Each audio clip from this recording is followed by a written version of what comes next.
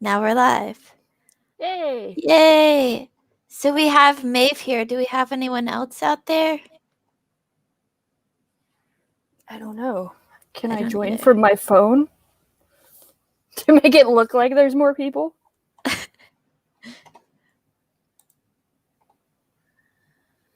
Let me see.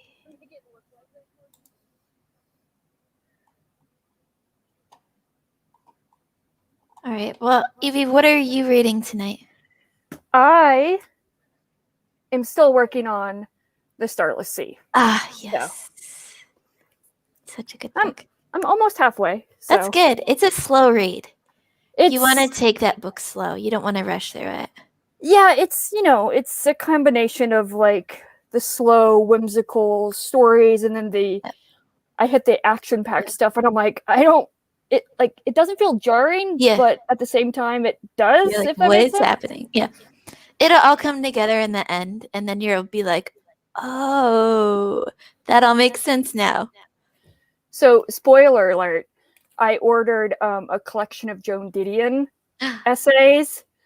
So, Yes. if you want to read them again. I always want to read Joan Didion again. Which one did you get? It's the bind up one. It's got like the first 7 essays that she did. Okay.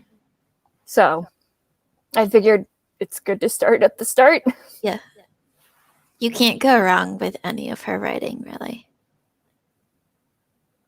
I don't read a lot of like nonfiction, let alone like essayist memoir type things. Yeah. So this will be an experience. Yeah. And she's different than like your typical like we read a lot of, like Ralph Waldo Emerson and those kinds of essayists in my MFA. And they were very like, if you liked nature, they were great. If you liked very slow, pretty prose, they were great. I love them, but like Joan Didion writes about like society in the time. She writes about a lot about like San Francisco in the 50s and the 60s and like, Manson and that craziness going on there. And like, she takes like the topics that people try to like skirt around and she just like takes a deep dive into them. Interesting. And her writing was it felt very like narrative to me and not as essay and like reflective and that kind of stuff. So her like essays. I guess in that regard, I guess speaking of Manson or regarding Manson, is she looking at it more from a like how she experienced it from as an outsider, or was she somehow like more connected to what was going on at the time? She looked at it as a outsider, kind of like a soft journalist, but also like, she grew up in San Francisco and the California area, so kind of reflecting on like a native of the area. Yeah. Nice. She's got a journalism background. She wrote for Vogue, I think it was. Oh, really? Yeah. Yeah, I was doing like a quick Google search. I'm like, where should I start with Joan Didion? And that's how I like came across the like bind up of her first 7 essays or whatever, publications, whatever you want to call it.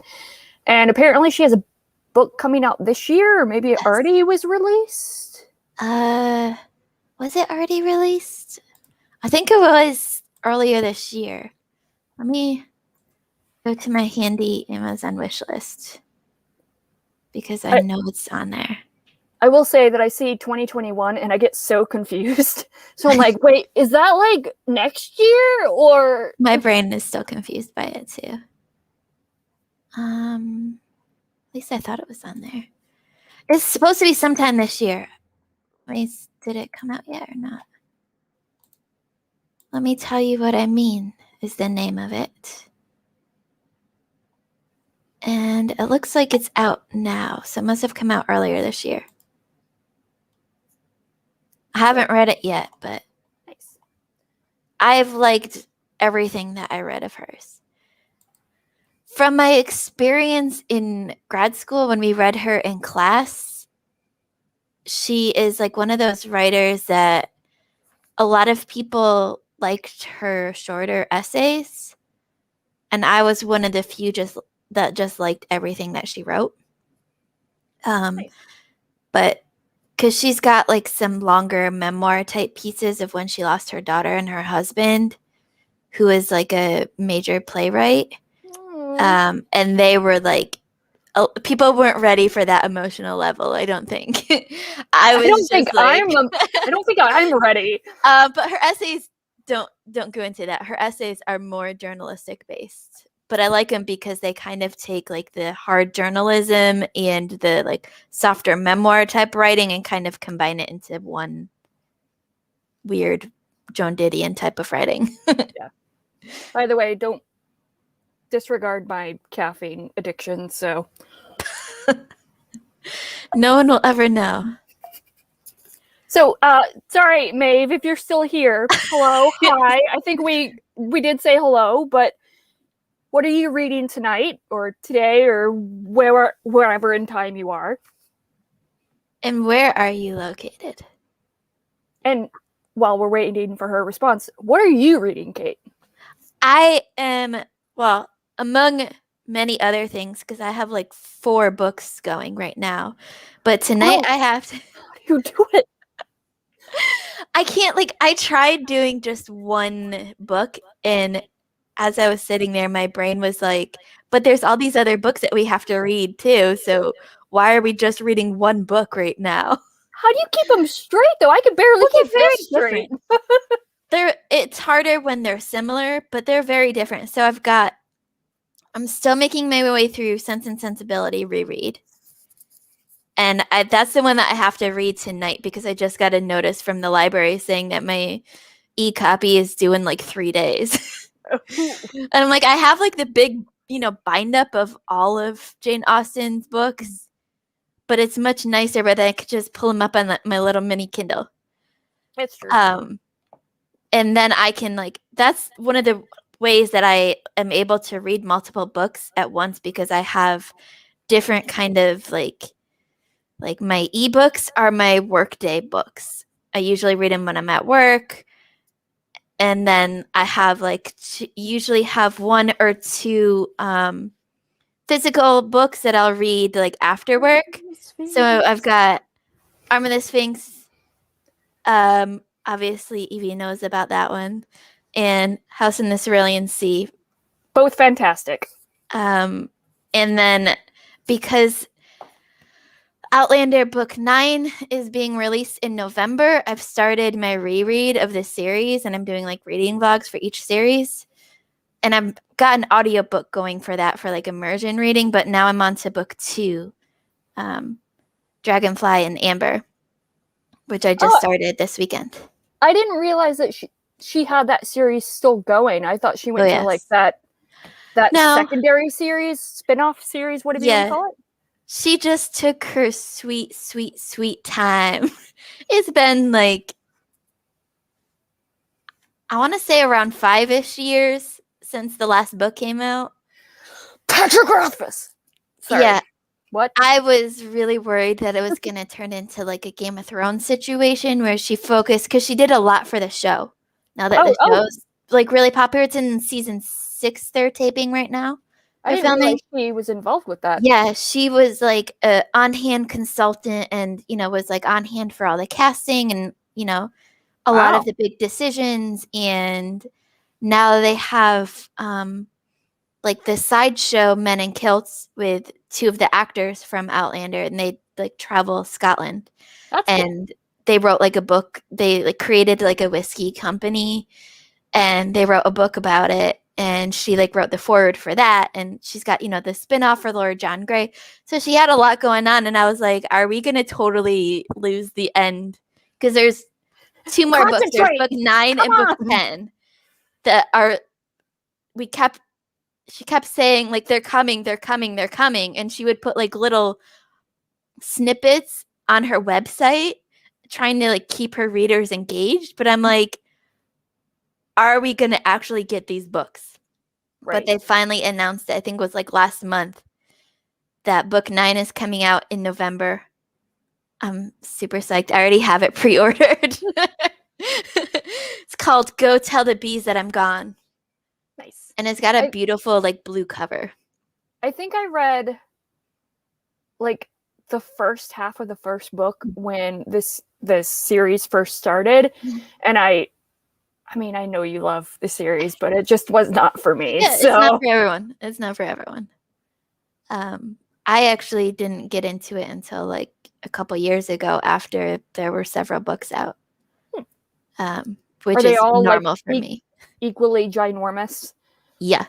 Like this one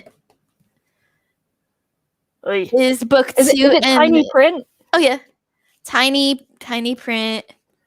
Oh. I mean, I know I'm only in my 30s, but I'm like, oh, my eyes. Every time I see tiny print, I'm like, when am I going to need large print? Come on. It's only 947 pages, Evie. Only. That's it. What more could you ask? So yeah, I started that this weekend with the audiobook because then I can read it a lot faster. Are you liking the immersion type reading? Or are you just going strictly audio? I mean, I like immersion reading better. This audiobook, for me, it has the same narrator for all of the books. Oh, cool. And like, she's a good narrator for the main character, Claire, but she does not do the male voices very well. I feel like that's a common critique of narrators, where the narrator really doesn't do like the other gender very and I'm like, well at all. Our main male characters are Scottish Highlanders from the 1700s, and their like voices and their accents are very, very distinct. Is it a bad accent? Like stereotypical? Well, I'll say book 1 got better as it went on. I think she started feeling more comfortable as it went on, but it was just, especially after I've seen like the show and the like real Scottish actors playing these characters, I'm like, it's just not the same. Yeah. She does Claire really well, though. Claire is an English woman. She's the English woman that goes back in time to Scotland in the 1700s, and she does her really well. Nice. Yeah. And her American accent is horrible too. But I won't hold it against her. Let's be honest, all American accents are horrible. This is supposed to be a Boston accent. Oh god. Oh, they picked the worst accent. I know. And I live near Boston. I mean, I'm not from Not Boston, to give any spoilers away, but I won't tell you who it is. Well, you probably won't read it anyways, but oy vey. Oh, we have another Kate's here. Kate. No, we don't feel so lonely. Kate, what? Yes. Thank you, Kate. Thank you. What are you reading? I should say other Kate. Dr. Kate. There we go. Dr. Kate. Kate with a C.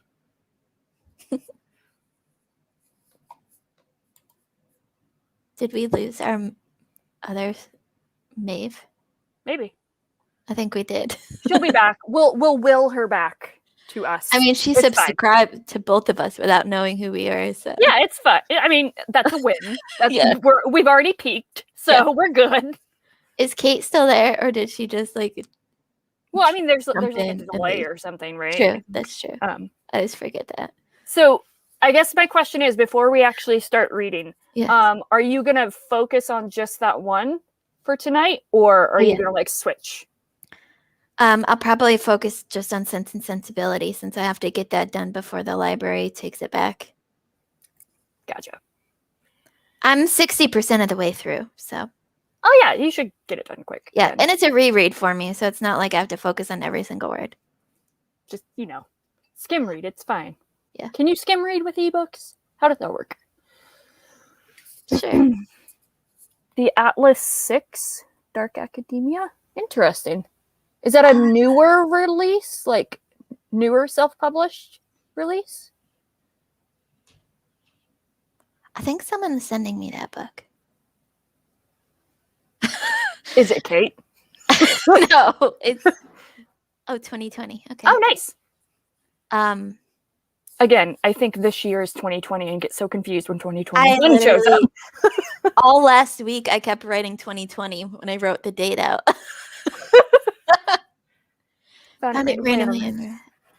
I heard someone talking about it at some point, so I added it to my Amazon list. I don't even remember who it was or what they said about it, but anytime I hear about anything, any kind of book, I'm like, oh yeah, I'll read that at some point. So I add it to my Amazon list. And Ev from Leslie's Discord always like calls my Amazon list and compares it to the books that she has that she's not going to reread, and then sends me any comparisons. And that's one of the ones that she's going to be sending me.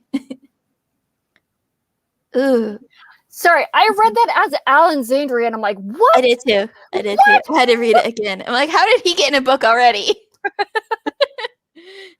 And he hasn't told us. The influence of Alan. So, Kate, what are you? Oh, that's what you're reading. Duh. That's what we just talked about. That would be yes. It's true. Just wait for Klaus. He'll write it. It'll be fine. I want Alan to do an audiobook of Guards. There would be no one.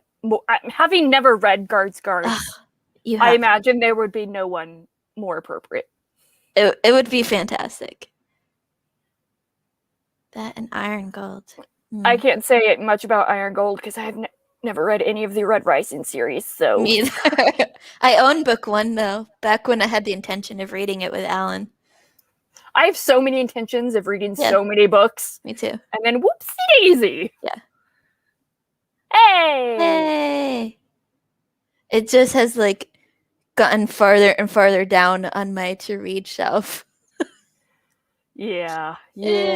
One day I'll get to it. Yeah. Just don't tell Alan. We'll delete this stream after we're done. I really like them, but have to be in action. Okay. That makes sense. Yep. But anyways, do we want to get started? Read? I can't talk. Yes. Okay. How long do we want to read for?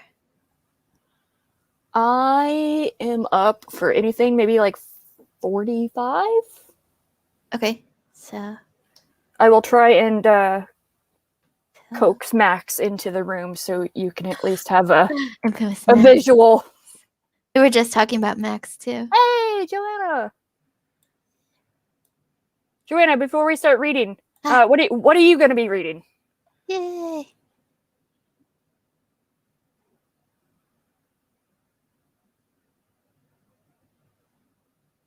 And Aurora as well. Yes. Sorry, I'm totally blanking on what your... Is Aurora your name? What is your name? You need to know. Inquiring minds want to know. Everyone loves Max, see? Insert Alan gif. Bone Hunters. Oh. I still haven't even finished Dead House Gates. I haven't even. I kind of just... I had the intention to starting Malazan, and it just fell off my radar. I owned book 1 at one time, and then it ended up in a donate pile. Oh. I mean, I can't say much. Like, there's so many books that I've bought, and again, with every intention of reading, and then there's just donation so pile up there. Although I will say my donation pile is growing ever larger because I can't find anywhere to donate these books to. Do you have a Goodwill? Yeah, but I'm kind of anti-Goodwill. They're not very... yeah. We can talk about it after. But Slow and steady, Joanna says. Mimi. Okay, there we go. Okay, so now we... I will forget your name in probably 5 minutes, but at least we have your name and I can refer back to it. We apologize in advance. I've heard mixed things about the Gilded Ones, Mm-hmm. but like the good things that I've heard about it sounds really intriguing and totally up my alley. Yeah. I think it's like a YA. Yes, YA. So yeah, so I guess read until 45. Sounds good to me. All right, I will go on mute. Yep.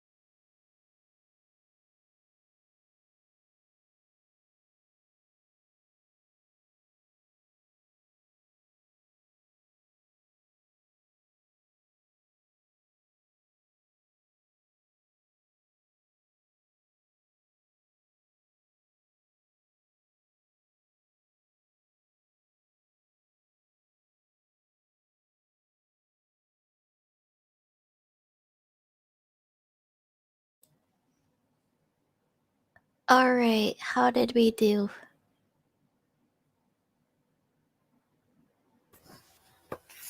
I read, hold on, my math is terrible. 20 pages. Oh, So, good. yeah. Excellent. I got through a chapter, which is 2% according to my Kindle. Well, I mean, Austen is a classic, and classics tend to be, I don't want to say difficult, but Yeah. very We're kind intense. of like, we're at that like humdrum part where not like, nothing's really happening. We just Yeah. met the second brother, and I'm like, this chapter, nothing really happened at all besides a new character. Yeah.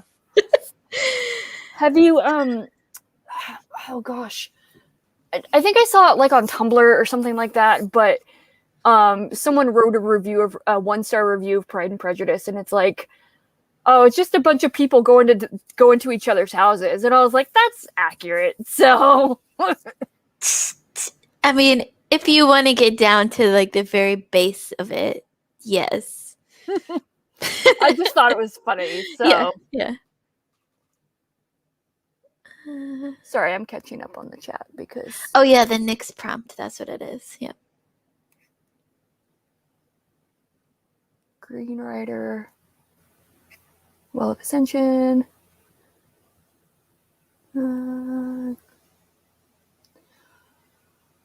Dogs are distracting. That's why I've locked myself in my office away from said dog and cats. I lied.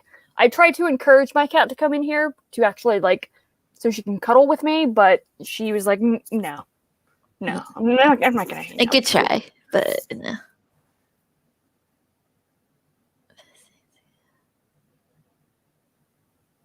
Yeah. Hey. Well of Ascension is Amanda's reading Well of Ascension right now. I did not have a good time with that book.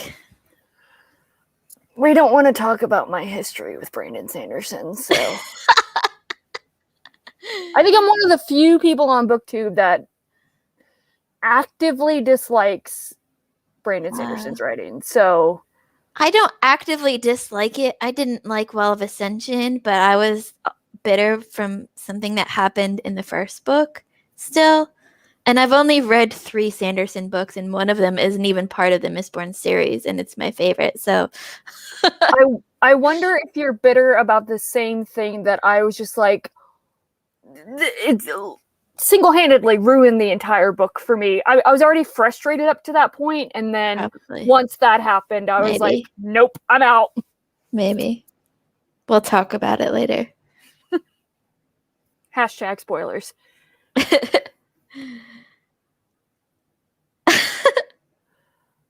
All right, Kate. So, to summarize it, well, I'm gonna have a steaming pile of dog poo on my doorstep come tomorrow. So might as well make it known now. Yeah, I read Elantris. Probably not one of my better reading decisions on the planet because it was his first book.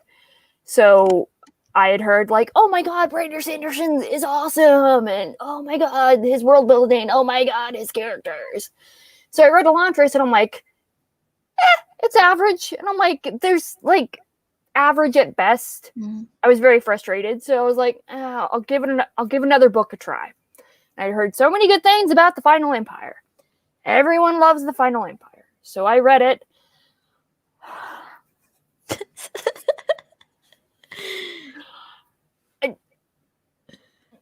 Standard. I feel like it's predictable. The characters were at best slightly more than cardboard. The story was predictable, and then the part that wasn't predictable but not predictable, the ending is, or I think the point where we're talking about is where I was just like, the rationale behind that action or that event, I'm like, I literally stopped. I stared at the book and I said, what the F-bomb, Brandon Sanderson. I've never been so physically angry with a book ever. Yeah. And I slammed it down, stepped away for like a day and a half, and I'm like, ugh. And then I finished the rest of it, and I'm like, I'm too angry to even care about this last bit. I think, well, on Elantris, I've heard a lot of people frustrated with that book. So you're not alone on that boat. For me, with Final Empire, without giving away spoilers, is this a roast? Maybe, possibly. For me, it was something that happened to a particular character who was like the only character that I really felt for throughout the whole book. And then I'm like, what? How can this even happen? Yeah. And that's all I can say without giving away spoilers. I don't know how many people here have actually read it. I don't want to give it away if people intend to actually read it. So I will say, Howard, for this to be considered a roast, I think it would have to be funny, and I'm being totally serious right now. I'm not trying to be joking. Like, yeah. I'm serious. And I'm not funny at all. Like, people think I'm funny, but I'm like, I'm just saying my thoughts, and I'm trying to be serious here. Yeah. He's laughing. I can hear him in the background. He thinks you're funny, Evie. Oh, thank you. You know? At least someone thinks I'm funny. I haven't... Stormlight Archive intimidates me.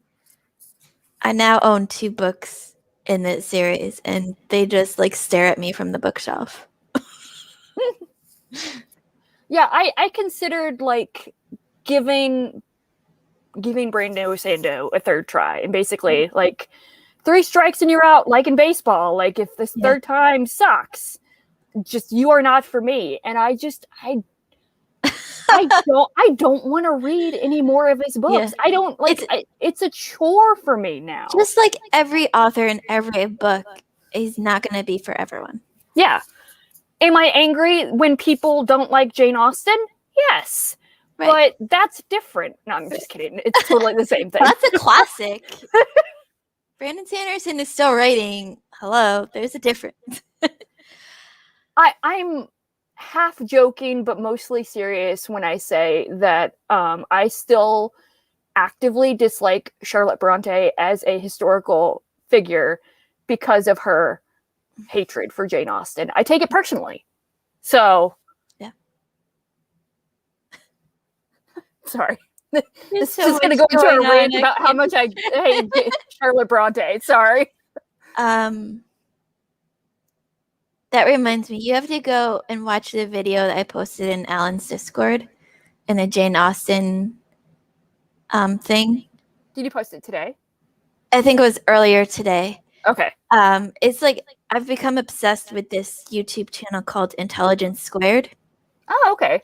And they have like these different kind of like debates about like sometimes it's different authors, sometimes it's different books, but there's one that is Jane Austen and the other Bronte sister, Emily? Wuthering Heights. Emily. Emily. Yeah. So they kind of debate back and forth between like Wuthering Heights and Jane Austen, and it's really fascinating. And they have like actors that like act out scenes from the books and stuff. It's really cool. All right. Hopefully it doesn't look like I'm in a freaking hobbit hole or whatever. No. I don't know. We'll find out. But no, that seems really interesting. I'd totally be down for watching that. Sorry, I'm terrible at keeping up on chat. Me too. No, Kate. I don't want Ven and actually, you know what? That might have been more interesting. Yeah. Vin and the Lord of Ruler having a summer fling. That might have been made me like the book a lot more. This way on my Kindle. Yes. What was the book that I was reading? Oh, I was reading the first book in the Inheritance trilogy, but I have like this huge bind up, and Yeah. I'm like, I feel like my like wrists are gonna break every time I pick it up. That's why I have Sense and Sensibility on my Kindle, because I have the whole bind up of all of Jane Austen's books, and I'm like, it's really pretty to look at. It's like a gorgeous edition. Let me get it.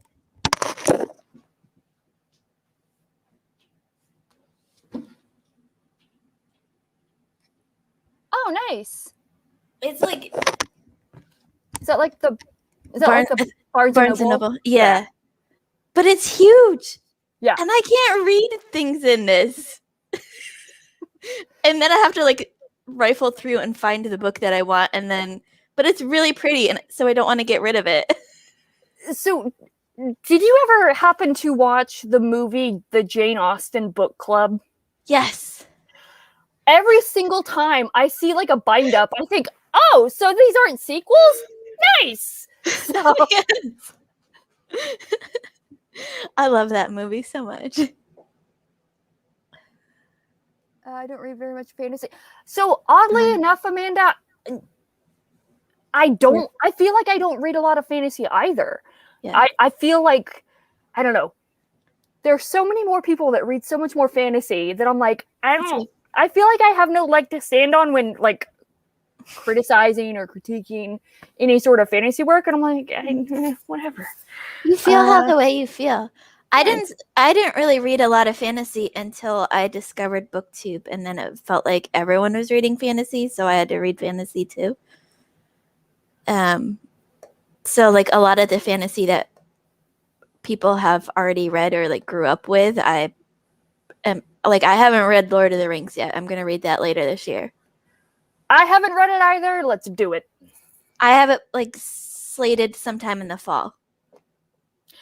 Not Never October. mind. It just feels like a fall read to me. I've gone down a rabbit hole of watching like the Lord of the Rings movie, like cast Q&As and stuff like that. And they did like Reunited Apart with Josh Gad, and I watched that entire thing, and I watch it the last like 5 minutes of it every so often to actually feel something, because Billy Boyd sings the song, Pippin's song, I think is what it's called, and I'm like, oh god, it's so beautiful.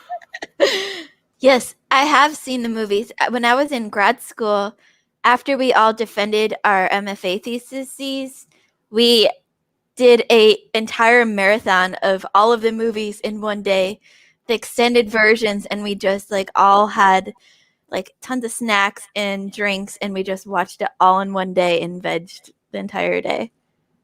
And so, I'm secretly a Hobbit, so. But that means Alan hates you, and we don't want Alan to hate you. Well, you know, Alan has to get over his Hobbit hatred. It's true. It's true. Hobbits are the best. Samwise is the best. Yes. So, sorry. I will like talk about previous comments, but I have to address the Lord of the Rings is overrated. Oh, don't tell Klaus. Dude, Klaus, please watch this back when you are awake. And go for Josephine in the chat, please. I'm kidding, obviously. But Mimi, I think you said you asked if have you tried Sandoz YA books. No. Maybe I should try that. I've heard that Skyward. That's Skyward. My favorite. I've read Skyward, and I've read 2 of the Mistborn books, and Skyward is my favorite. I will say that I have a kind of it just feels so weird. I have the Sando fans intimidate me so much. I kind of secretly read Brandon Sanderson and not tell anyone because they intimidate me. Yeah, I also have like a complicated relationship with YA. Like, I don't know. Well, Skyward is more like sci-fi YA, not fantasy YA. Okay. and it has a marvelous talking bot. Talking bot? Yeah, like a robot. Oh, Well, okay. he's a ship, but he talks. Oh, interesting. So kind He's of a like, great what is it? 2001: A Space Odyssey? Never Yeah. actually seen the movie, but yeah. He's a great character. And bot. yes, Inheritance Trilogy was the N.K. Jemisin one. Sorry, I'm so behind on the chat. I know. I'm so horrible at keeping up a chat. What are some non-fantasy channels that you've gotten into, Joanna? Joanna, tell us. We need to know. I know Noah. Oh God, let me look at my subscription feed. I Mine feel is like out of control. I I happen to see the amount of people, like the number of channels I'm subscribed to, and I'm like, oh. Yeah. I just No ignore wonder- that number. No wonder I feel like I'm like my watch later is just being Yeah. endless. And Attention. oh yeah, I've got attention. Okay.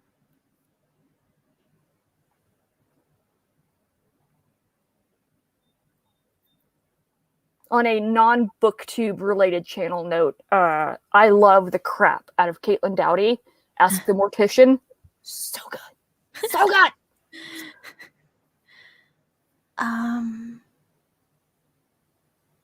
Okay.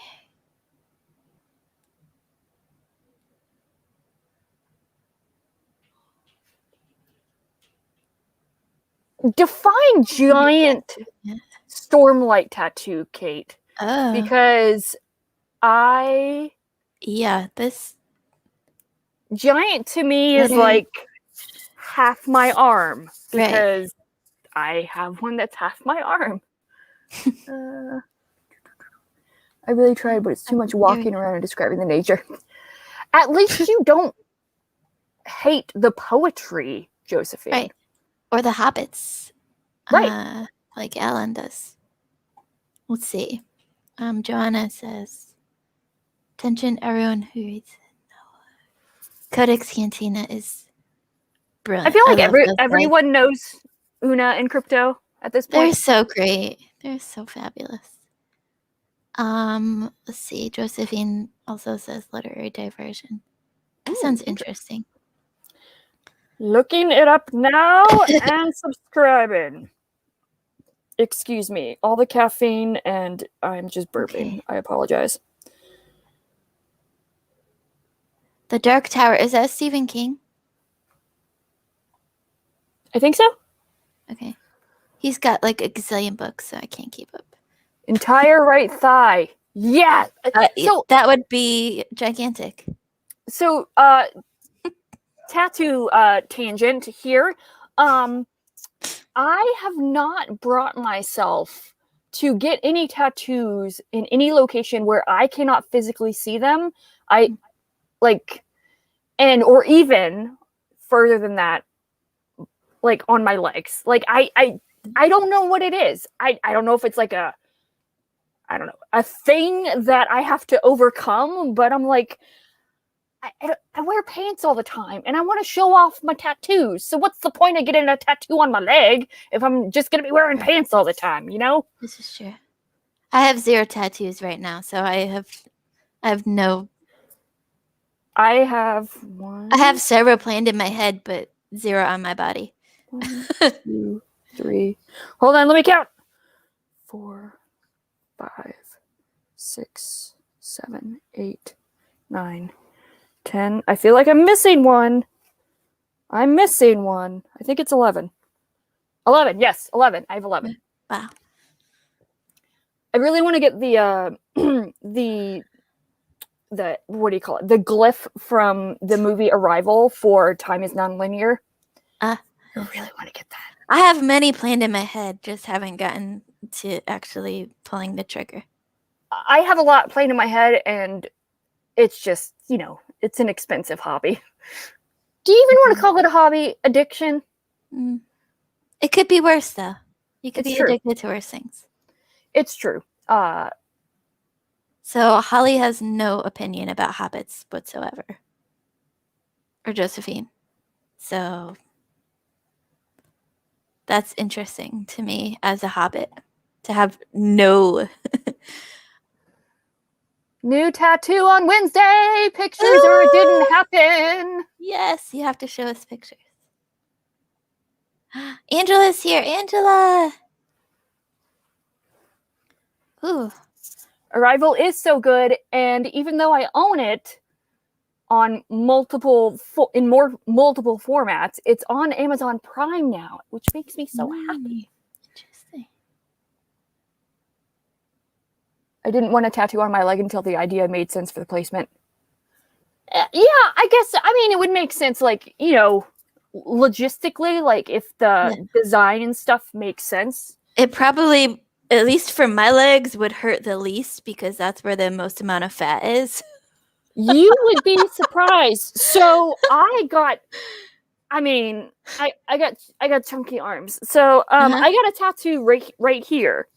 And the point of it is right here where it's kind of a little fatty, but it was so ticklish. It was ridiculous. Like I had to like the guy physically had to hold my arm down because I kept like giggling and like, yeah, it was so bad. So bad. It's okay, Josephine. You are making friends because by debate, yes, like friendly debate, you have a friend with Howard, so, and Alan, who despises hobbits. I still can't get over that.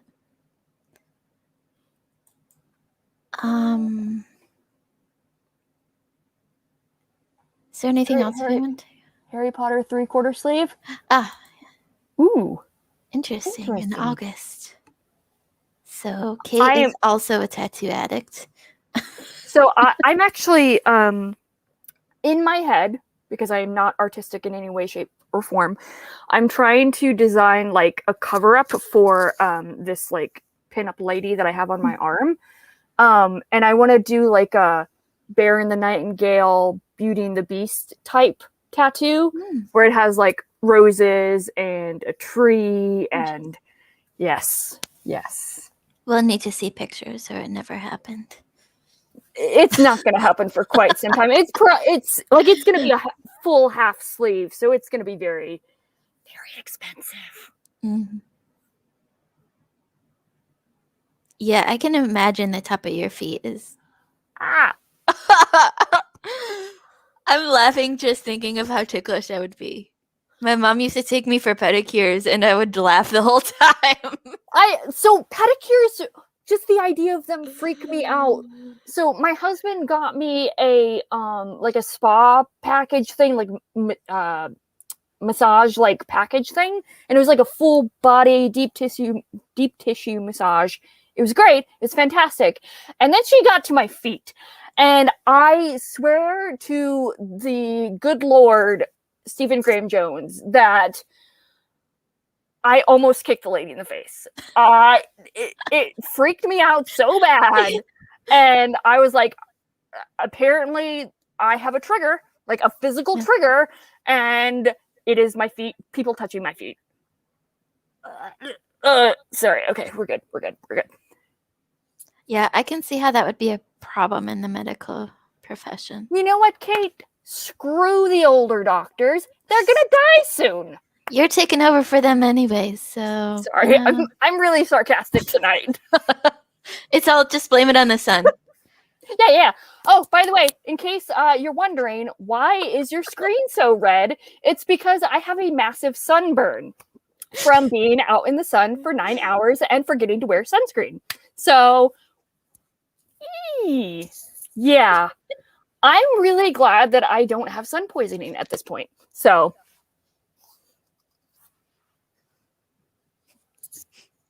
on that note, silence. Silence in the chat. Everyone's gone. Kate appreciates your sarcasm. You know. At least someone does. Yeah, right?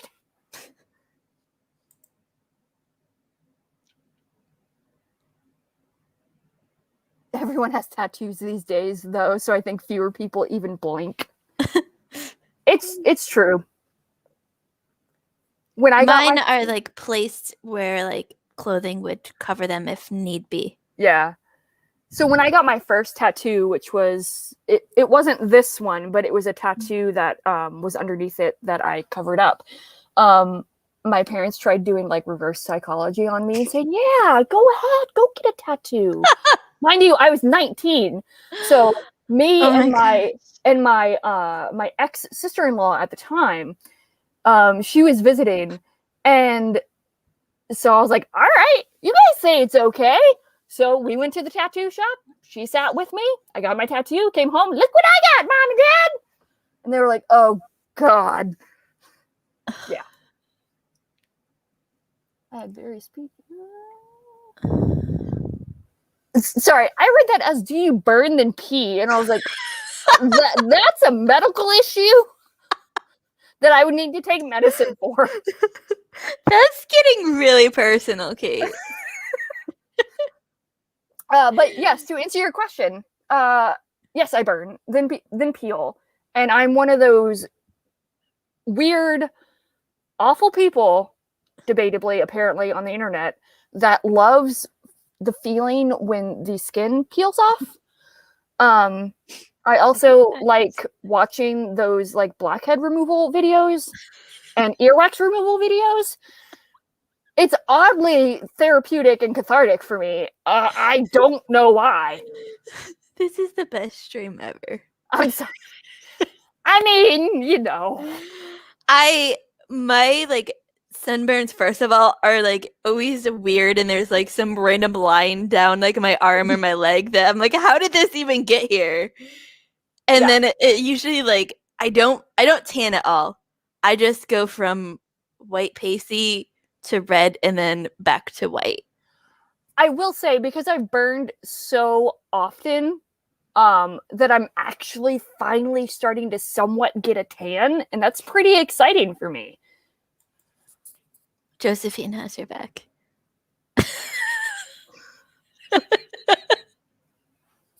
How did we get to this? I have no idea, but I like it. I like it. It's us. It's us. I had various piercings and had, sorry, going back up, Okay. had various piercings and had a customer tell me I should take it out. The customer is not always right. No. So to get a little bit more serious, like, what the hell? Can I say hell? Hell, whatever. We're all like- adults here. Like what someone decides to do with their body, whether it be tattoos or piercings or whatever, if you want to get like more like into it, has nothing to do with you. Right. Nothing to do with you. Like, if you're gonna be so PO'd and get so worked up about what somebody else does with their body and think it has a personal impact on you, you can go pound sand, to put it nicely. Anyways, sorry. Soapbox down.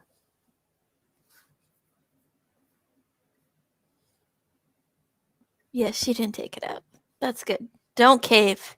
Be yourself, Josephine. Oh. Sometimes the customer is always wrong. Well, not always wrong, but wrong. I used to work in customer technical support for Comcast. Ugh. Got called every name under the sun. Gosh. Yeah. I hated that job. I worked in financial aid my first year out of grad school. And half of my job was telling students that their grades weren't good enough for financial aid. And the other half was working in the call center.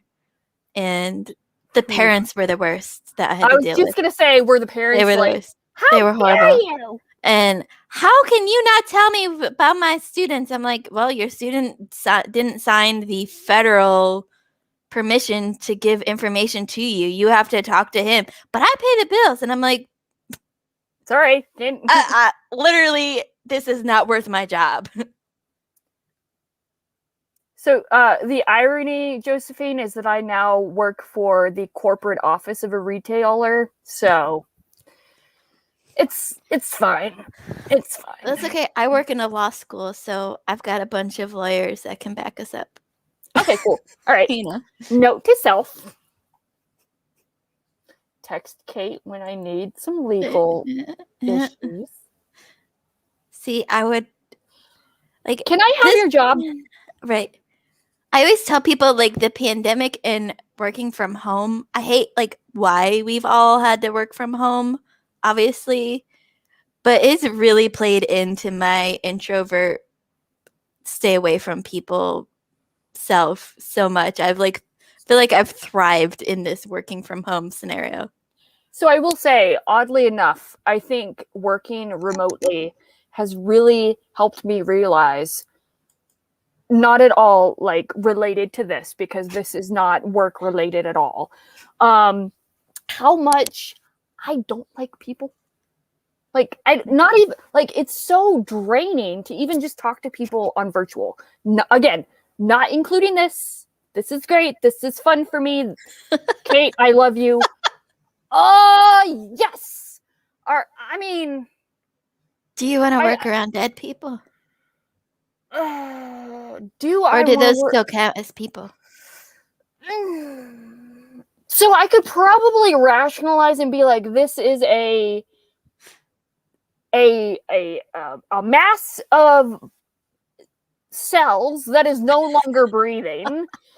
But I've also watched too many horror movies that involve just dead bodies popping up out of nowhere. Also, The Haunting of Hill House, the TV series. Don't know why. If it's a funeral home setting, it freaks me out even more. I have no idea why.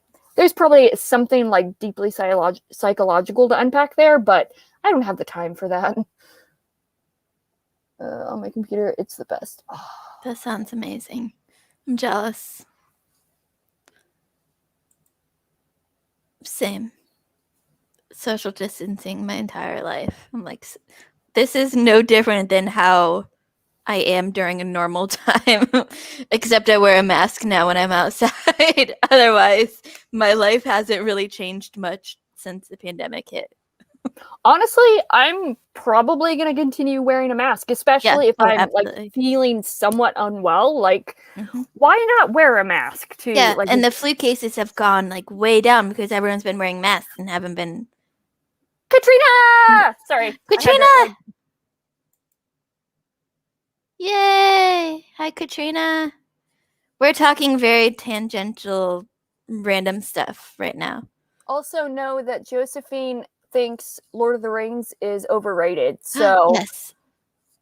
And has no opinions on hobbits.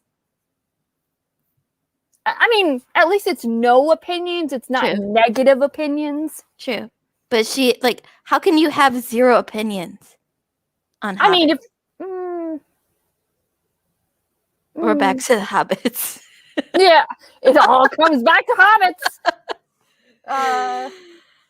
That's a good...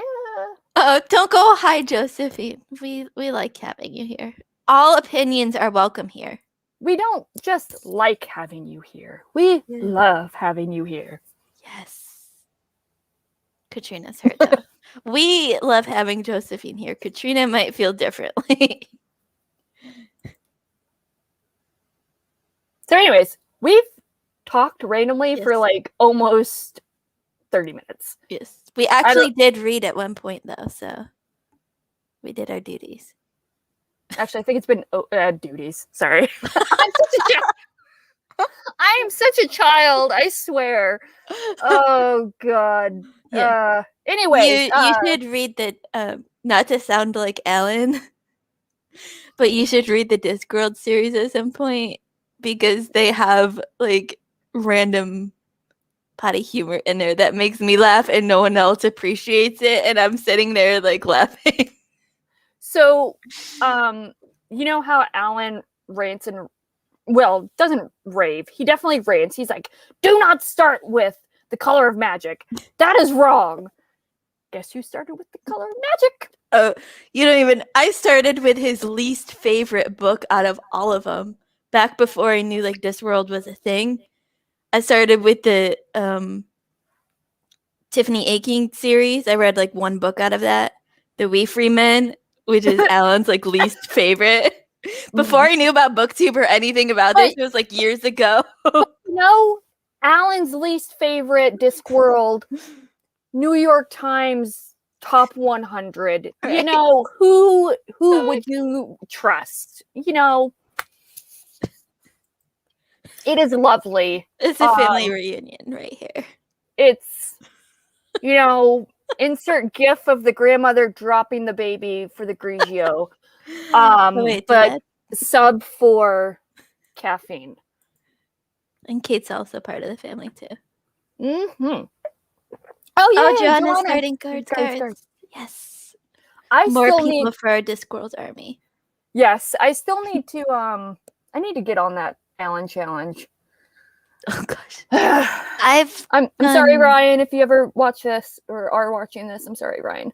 I've done 2 of those books, but one was already read before that Well, came it was out. Sinlin, right? Right, Sinlin. Guards.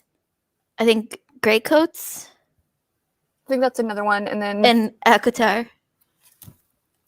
wait, Trader's Blade is Greatcoats. Yeah. There was another. I think one, he threw Akatar in there. Yeah, as a joke. Could have swore there was. There was another something one. else. What was it? Oh, it's gonna bug me. I don't remember. It's one of his books that he talks about all the time. Oh, it's gonna bug me so bad. Oh well, you know. Refer to Ryan's video, Alan Challenge video. Kate, please put it in the description for future viewers. We will. The Alan Challenge has no limitation, no time limit. Yeah, it is there wasn't. just always. Oh, LP. Oh, yeah, yeah. like Long Price Quartet. That's right. I'm sure that's what it was because he talks about that all the time too.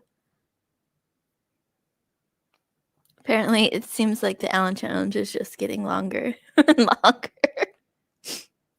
Thank you, Joanna. I'm glad I'm not the only one that's like planning out my buddy reads for like years in advance. Oh yeah, I can't think that far. I mean, I can't think. I still have like advance, but at least 2 other books that I'm supposed to read in May, in addition to the 4 books I'm currently reading.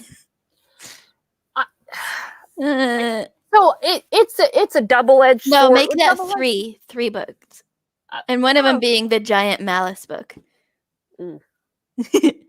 I've heard that is an easy read though. Like it's not. I don't want to say that it's like, I don't know, not complicated, but I feel like the writing style is very much. Oh, bye Joanna. But I will say that I have a complicated relationship with buddy reads. Like I sign up for all of them because I want to be like I want to be a part of the conversations. I want to talk to like people about stuff. And then I'm like, oh crap! I just signed up for like 12 buddy reads in the past week. So and they're all have to be done by yeah. Oh god. All right, good. It's not just me. No, I sign up for everything, and I'm like, how am I supposed to read all of this? And then it's like gotten to the point where everyone knows that I'm famous for doing this, so there's like ironically less pressure now to read all of the books because people know I sign up for everything and don't have time to read everything. But I still feel so bad. I'm just like, oh yeah, I'm sorry guys, I just can't do it. Yeah. Okay. All right, should we actually start reading again? Yeah. I mean, I'm totally fine with this. Just turn it into a long stream. Whatever we want. We can just chat, so. or we can actually read because we did read once, so technically we did have a reading sprint. Bare minimum, the low bar. You set the bar low. That way, you can only go up from there. Exactly. If we are going to be sprinting soon, yes. I might turn off my video for a hot second so I can go pee because I have yes, going pee is allowed. Also, I will try and encourage Max to come in here. So yes, we need a Max appearance. Read check. Yes. Too many books. Is it a great problem? My bank account would say otherwise. Yeah. I have an entire bookshelf from Christmas and my birthday of books that I haven't read yet that people have sent me. This white one behind me is filled down to the bottom. Plus, it goes over to a bookshelf behind me. I'm like, Don't I look- love it. Don't look, but- don't look at my background, okay? But yeah, no. Every time I get a like a delivery, my husband at this point is like, more books, and I'm Yes, like, I'm sorry. I'm sorry. more books. You can just blame me. Yeah. Well, I will say, like, I told him I was like, I didn't order anything, and then when people send me books, it's a surprise, and Can't help it. like I can't control other people sending me stuff. Yep. Which is also very, very cool, very unexpected, and I always get so excited that I start crying because BookTube is I such know. an amazing, amazing community. Like, it makes me cry every time. See? We're not the only ones. Yep. Too many tombs. Ah, the tombs, they take up a lot of room. Wait, is it pronounced tombs or tomes? I don't know. I've always said tombs. Alan would say it like some other crazy way. Is my whole life a lie? I think you can say it either way. Here you Tomato, can say it any way tomato. that you want. Tomato, Yes. tomato. Route. Max's Yeah, fantasy Max. BookTube. I mean, Everyone That's- loves Max. And that's why George. You can't leave George out. I mean, she's all right. So, no, I'm just kidding. She's my old Don't girl. tell her. Don't tell her. Why do you think I post Max specific videos every so often? Potato. That's I love saying like. Okay, so Kate says tomes. Is that, am I Tomes? pronouncing it right? Tomes, yeah, Okay. that's how I used to pronounce it. But I'm gonna say tombs from now on. So Tombs is cool with me. However you want to say it, we're all friends here. Embrace the book world. That's what I keep telling him. Books are essential to life. Okay, so he has actually- to go pee. yeah, well, I mean, I can hold it in for a bit. So I didn't know if it was like urgent. Sometimes it just sneaks up on you. that is true. You're like, crap. It's like, did I just pee my pants a little? I don't know. Same Josephine, same. So many books. Yeah. I just added Don't to look my at my wish list. background. Oh, is that Black Sun back there? Because I have that one too, thanks to Josephine. Don't look at my background. Yes, it is Black Sun. So I actually DNF'd it, but I'm gonna give it another try. So Well, maybe we can, buddy read it one time since we're both addicted to buddy reads. we gotta get through Joan Didion first, okay? Oh, okay. Those are easy because those are essays, so you can just do those whenever. Will they be? I don't know. I mean, meaning like it's not like a novel or a memoir where you have to read it all at once. You can read one essay and then read something else and then come back to it. It's not like you have to read all of them at the same time. So can I read a quote real quick or a passage from the Yes, The absolutely. Starless Sea? I didn't read it on this sprint, but I annotate the crap out of books. Books, and you can see like all of my. I write in books. I'm a terrible person. I get it. But one of the passages that really like spoke to me on a soul level is, "No, I do not need another story," Zachary answers. But as he says it, the taste of the night in his broken hearts comes back to his tongue, and he remembers more details. The patterned engraving on the knight's armor, the summer evening field blooming with jasmine. It is muddled in his mind like a memory or a dream captured in sugar. It calms him unexpectedly.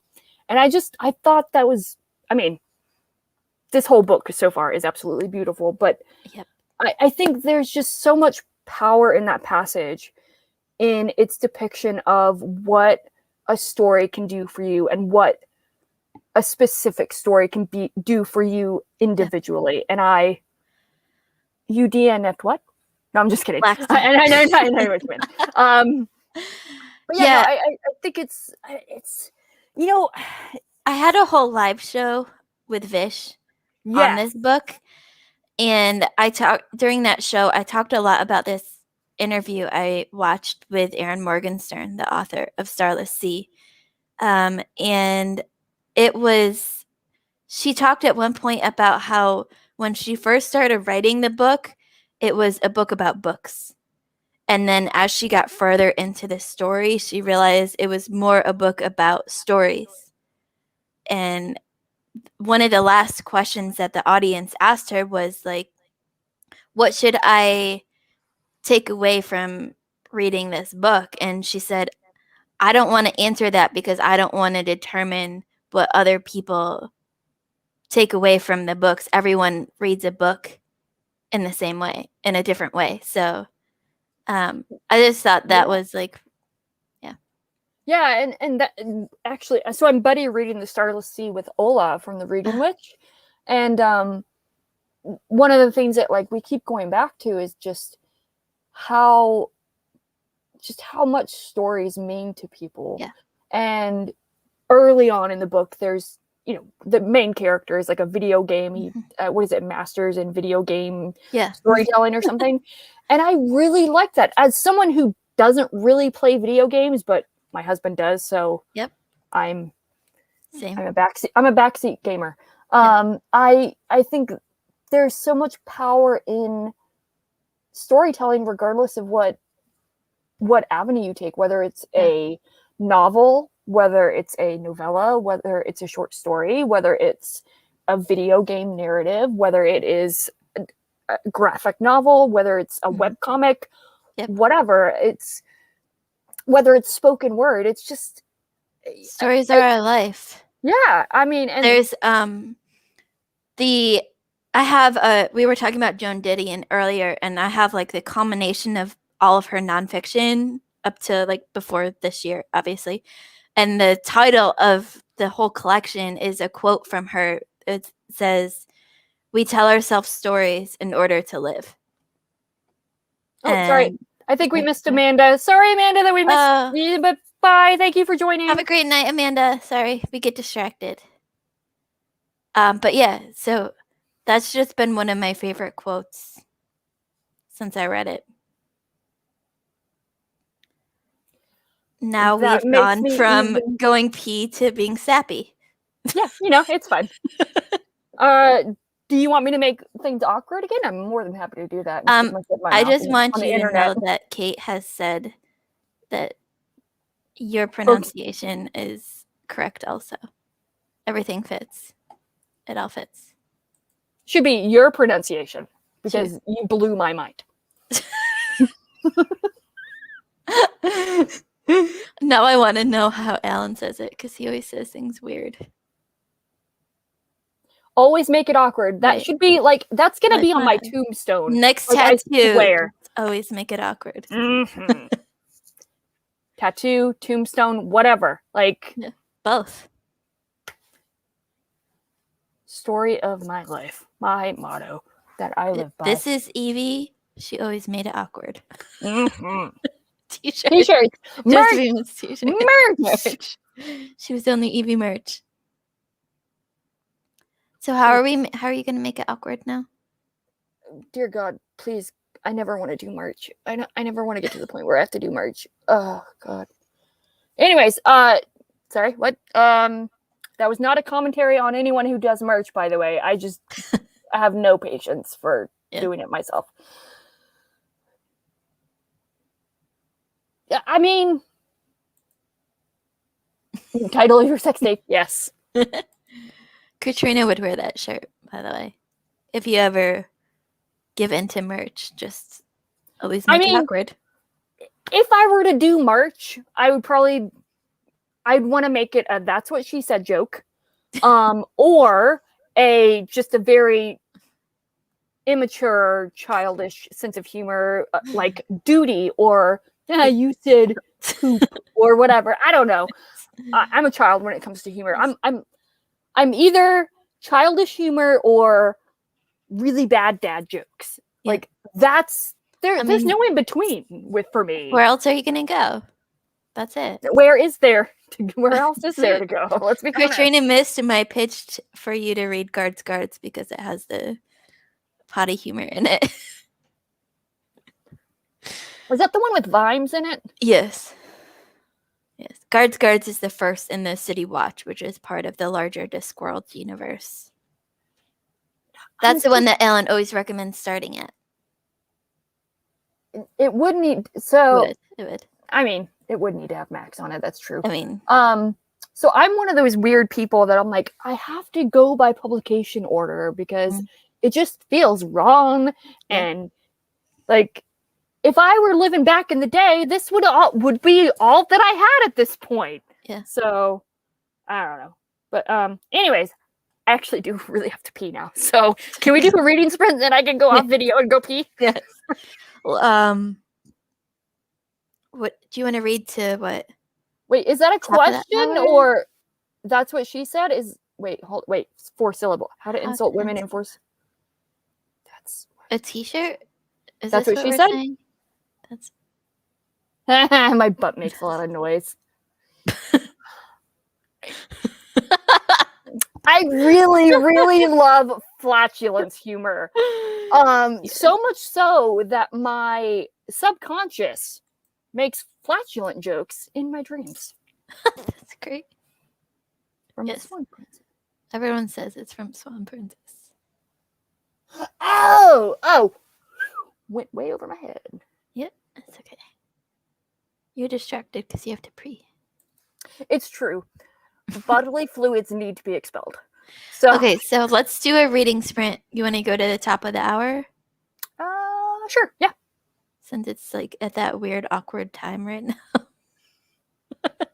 I think we've spent like double the amount of time talking than actually reading, which I'm totally cool with.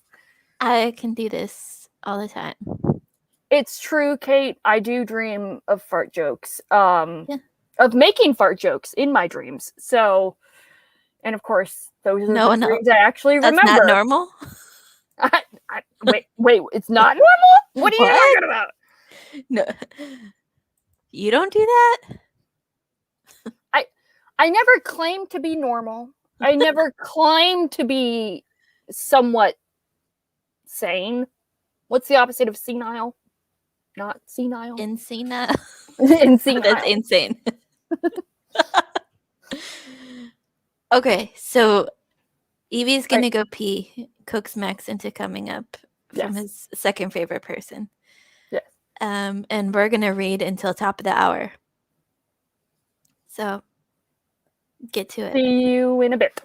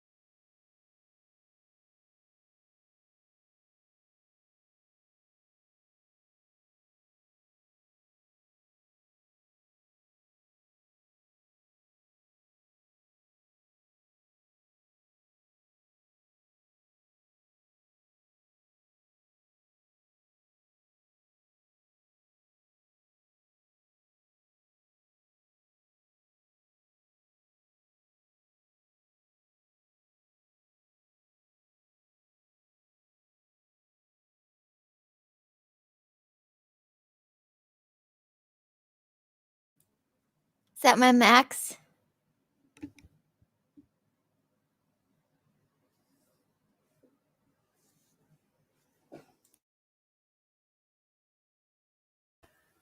Sorry to interrupt your regularly scheduled sprinting, but we have 2 2 helpers. of them. Hopefully the dog doesn't eat the cat's food, but you might see me yelling at him at some point. Don't even think about it. Anyways, back to your regularly scheduled sprinting.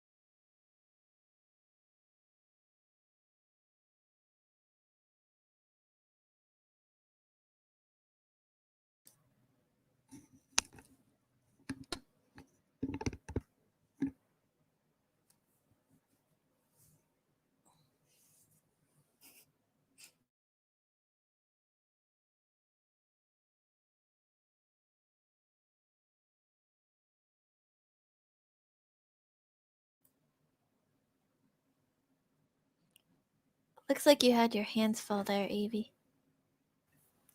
Yeah. And my husband is like, why don't you sit on a chair and not on the floor? And I'm like, I'm comfortable. It's fine. If you're comfortable, then you're comfortable.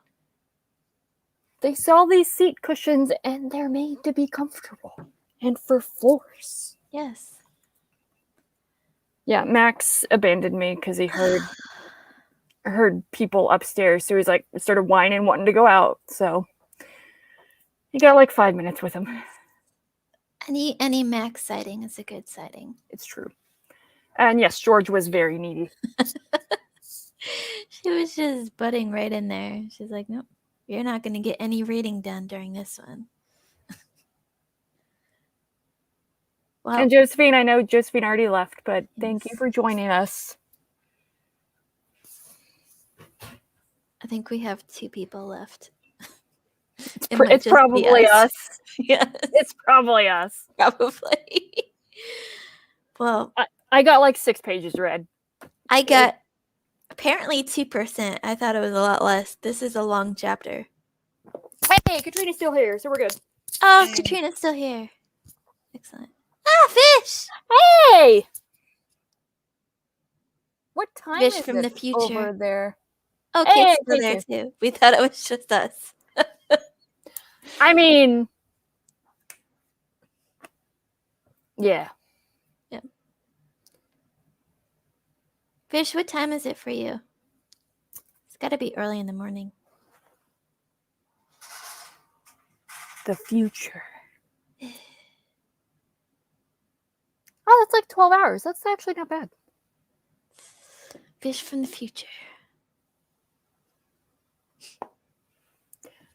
Oh, that reminds me of that show, Phil from the Future. Do you remember Yeah. that? Like Disney Channel show? Yeah. Yeah.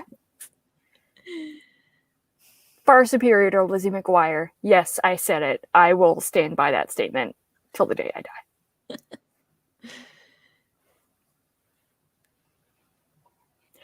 Thank you, Katrina. Thank you. It doesn't get the love that it deserves. Thank you, Vish. I feel validated. There you go. That has just made your day. It made my week, and it's only Sunday. That's setting it pretty high. I mean, let's be honest, I had a low bar to begin with, so. Oh. Should we just ignore what Fish just said? Never mind. Bar has been lowered again. And we're back down. I know, right? Gosh, Ricky something. Ricky. I can't remember. But Allie from Allie and AJ was in it. This was before she was in Cowbells or something, I think it was. I think she was in, was it Alley Cat Strikes? Was she in that Disney decom movie, by the way? Throwback. Yes, you guys are on the hill. We will party on this hill forever. It's fine. Party 2 of the sisters. Christy Carlson Romano was in that? Are you talking about Phil of the Future, or are you talking about Lizzie McGuire again? Who was in Alley Cat Strikes? It's gonna bother me.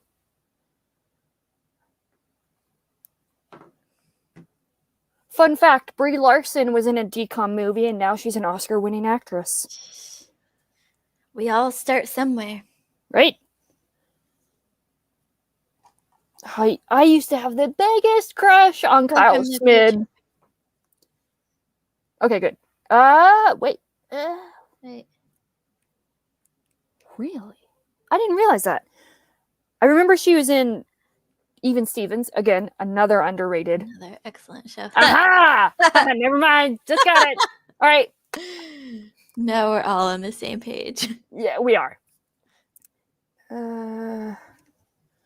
Oh, that's who Kaylee Cuoco. That's who was in Alley Cat Strikes. You know, I get my blonde white ladies confused. So Yeah. again, also Everyone is like, Evie, get it right. Vish, we still love you, Vish. even get though it. you have incorrect opinions about Lizzie McGuire and Yes, Phil of the she Future, is it's the girl fine. on the Big Bang Theory. She's a giant horse girl, and Ah, she's married to an equestrian, interesting. which equestrian, aka dad, has a lot of money, so he has time and money to do said sport forever. Anyways, that's a soapbox that I won't get on tonight. I've already gone on enough soapboxes tonight. We've Oh. run out of room. Is he back? No, George just is back. Kitty's back too. George is deciding if she wants food or not. Yeah, she like eats like a bite and then she's like, all right, I'm done. And just like that, she's like, I'm done. Yeah. If people are gonna watch me eat, then I'm out. By the way, I have this cat bed here. Guess who doesn't use it? She actually uses the dog bed, even when Max is in here. So That's because they're besties for life. it's true. Although she was eating her food the other day, and Max was literally laying right in front of her, and he was whining because he wanted her to move because he wanted to try and get her food. Right. And she actually very loudly growled at him. And I'm like, whoa. But like, Touch my food. What is happening? Wait, what town do you live in, Katrina? I thought they lived down on the West Coast. I thought you lived in like New York. Katrina's up in New York. Up by Albany, I think. Ish.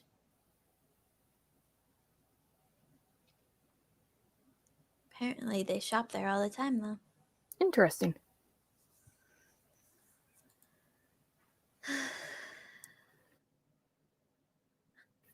Sorry, I muted myself in time for that. It was very deep and very loud. Oh god, it's oh god, the aftertaste doesn't smell. Oh no. Doesn't taste very good.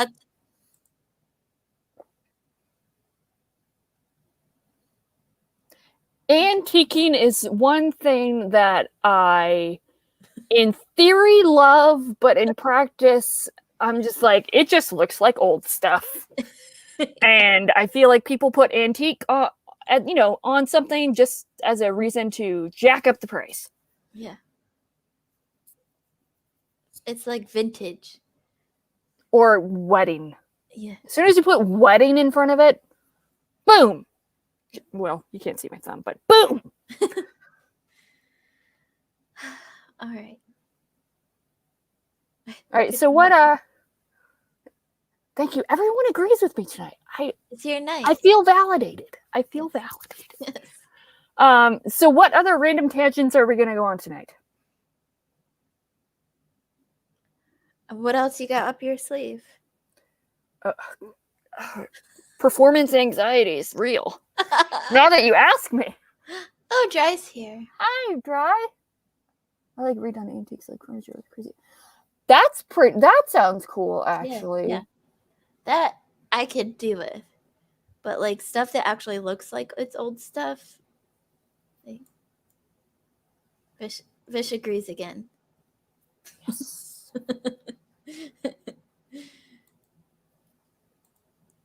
What else do we have to soapbox on?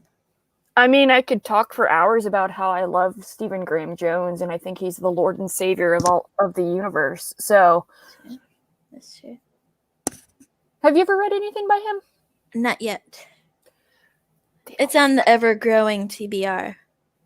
One day I'll get to. Leslie and I are doing the unofficial read-along thing. Just saying. I mean, you know that I'm like unofficially part of that because we've discussed our addiction to buddy reads.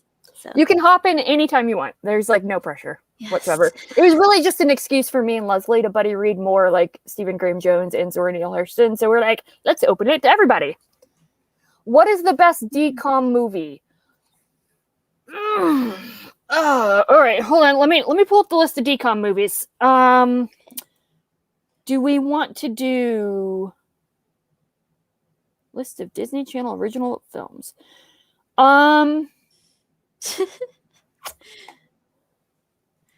Halloween Town is a classic. Xenon Girl of the 21st Century, Fight Me, one of the best films of all time. Johnny Tsunami, great. I think anything in like the 1999, 2000 era, just perfect. Rip Girls was good. I Are they loved even doing Phineas and Ferb. Was that a DCOM TV. movie? It wasn't a movie. Oh, okay. It was a TV show, a cartoon. I sadly have not seen that yet. It has a platypus that's a detective. Perry the platypus. He's great. Platypus detective? Yeah. You sold me. I mean, oh, here we go. Iron Man is not a DCOM movie. But that's why she said a random tangent. And then Vish went with her. I've never watched Zoom. What? Zoom. Smart House is a good one. Yes, Phineas and Ferb. Someone agrees with me, finally. You should watch it. Unpopular opinion, going back to Iron Man. Okay. Marvel sucks. Okay. I don't like Marvel. My favorite. I don't is even Loki. like DC, so I like Loki. So. Because I love Tom Hiddleston. I was gonna say Tom Hiddleston is a fine specimen of a human being. Mm-hmm. It is a shame that he has been tainted by the whole Taylor Swift shenanigans. I just ignore that all of that happened. Right on track. I think that's the one that I mentioned that like Brie Larson was in. Okay. Isn't that the one? Speaking of Marvel. Okay, Captain Marvel is one of the few movies that I actually really enjoyed. But I'm not into the whole like Marvel universe and all that good stuff. I think that's going back to Brandon Sanderson. Oh God, I'm sorry. Oh no. But I think that's why I have such a problem with Brandon Sanderson's writing. Is I feel like it's all about the Cosmere like universe or whatever, and how all the books play into it, and how there's little Easter eggs. And I'm like, if your what it seems to me at least is that the main driver of reading these books is to find the Easter eggs and like recognize them and be like, oh yeah, I know this. I know that reference. Right. That doesn't appeal to me. Or like read these 4 books so you can understand what happens in book 5. People tell me more with like Wheel of Time than with Sanderson, but like people are always like, but if you get through the first 4 books, then it really gets good. I'm like, why do I have to force my way through 4 ginormous books just to get to the good book? Right. Your first book is supposed to be the one that brings you in.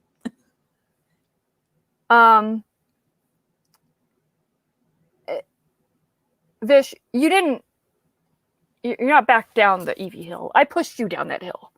I feel like she pushed you off. I pushed you down. Me and Katrina are still on this hill by ourselves. Unless Katrina says that Captain Marvel was her least favorite one. And then I'm pushing her down the hill too. So I was just there for Tom Hiddleston, so that's all I say. I think Thor Ragnarok was good, but I think I mainly liked that because Taika Waititi, and his direction, which. All right, I'll take that. I'll take that as a draw. That's neither a win nor lose. It's a draw. I voluntarily went down that hill. Okay. All right. Cool. Fine. Okay. Here's a fun fact that I often think is a rare fact that people don't know, and then I say it, and they're like, "Oh yeah, I already knew that." Tom Hiddleston originally auditioned for the role of Thor. And it was Really? like a decent audition. Yeah, and then I think like the producers or the casting director was like, actually, we have this other role that we thought for you.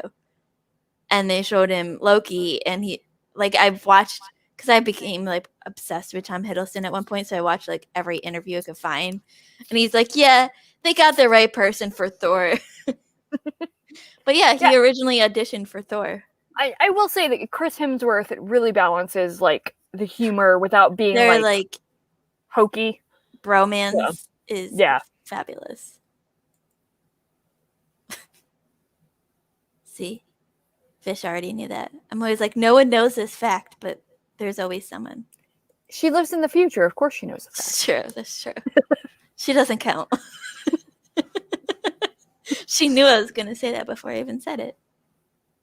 He does make a perfect Loki. I can't wait for his show. Oh, yeah. I forgot about that. Starts in, I think, June. Does it? I think June or July. Speaking of shows, on the flip side, that I feel like no one talks about and no one watches, Mythic Quest on Apple TV. Okay. Totally watch it. You should.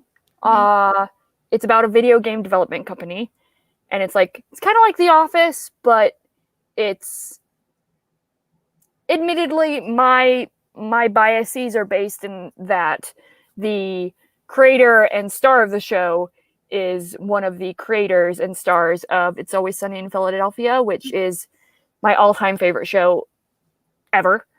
You haven't seen it? No. I watched the same 5 shows over. I mean, I do too.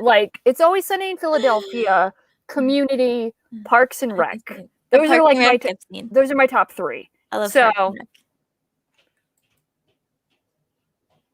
I feel like Andy Dwyer is me. I feel like I'm a combination of I want to be Ron Swanson and just say I hate people, but I'm more Leslie 100%. My best friend and I, we always make references that we are each other's Anne and Leslie. And so I always make references of what is beautiful. it? Yeah, you're a beautiful land mermaid or whatever. Fish also watches the same. We all watch the same shows over and over, just different shows from everyone else, I think. So to answer your question, Kate, about how do you watch Apple TV if you don't have an Apple device, they've actually opened it up to it's literally an app like Netflix. Huh. So I think you can subscribe to it like a regular streaming service. Hi, George. I don't know if you guys heard her meowing, but she likes to meow and announce that, hey, I'm gonna go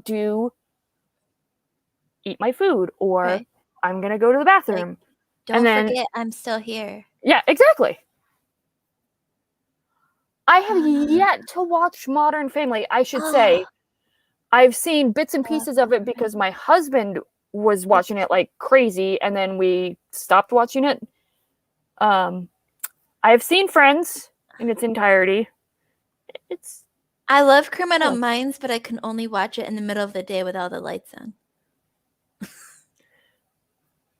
Because then I get scared. Which Charmed, though? Original OG Charmed or new Charmed? The reboot. There's a right answer, by the way. I'm kidding. You're going to be pushed off the hill again. My go-to shows are usually Parks and Rec. I love House with Hugh Laurie. New Girl. Mad Men. I forgot about. Oh God, is it bad that I forgot about New Girl? I love New Girl. So good. I love that show so much. I've watched that several times. Merlin, I've watched several times, the BBC edition. And then there's certain shows that I'll watch random episodes of. did you ever watch, speaking of BBC, I think it was a BBC show, Being Human? No. It had you watched the Hobbit films, right? Yes. The guy who plays Keeley, the dwarf, I think it was Keeley, Aiden Turner. He's in Becoming Human. He's a fine specimen of a human being. Okay. That's all I'm gonna say. It's about a vampire, a ghost, and a werewolf that become roommates. Okay. It is not a comedy. It's actually quite serious. Yeah. It's like one of those supernatural dramas or whatever. Okay. Yeah, Dry knows what I'm talking about. Oh my! Uh-oh. Here we go. Oh God! How could I? Oh God! You how forgot could the good place. That's like I... when you got the Frankenstein question wrong on Book Jeopardy. I know exactly. Vish, I agree. Bye, The last guys, I'm season of done. New Girl was absolute crap. I'm done. I'm done for the night. There's no coming back from this. A very old BBC show that I absolutely adore. I think you would love the humor in it, Evie, is called the It Crowd, the IT Crowd. I have seen that. I have seen it. Yeah. So my husband and I binge watched it because it's like 6 episodes in a season, and we really liked it. So good.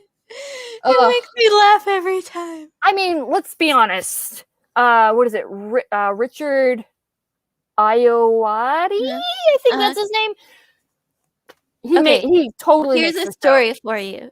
I literally just watched an interview with him earlier today on the Graham Norton show, and he was talking about this show, and the screenwriters and the producers, they brought him the part of his character.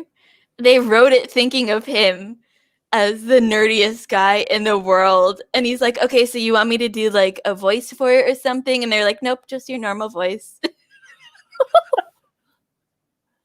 It's like someone asking me, hey, like, we want you to play this part of like a giant book nerd who's sarcastic and has no social skills. Yeah. Oh, okay, you want me to like play it up? No, just be yourself. No, it's like no acting. I don't know how to feel about that.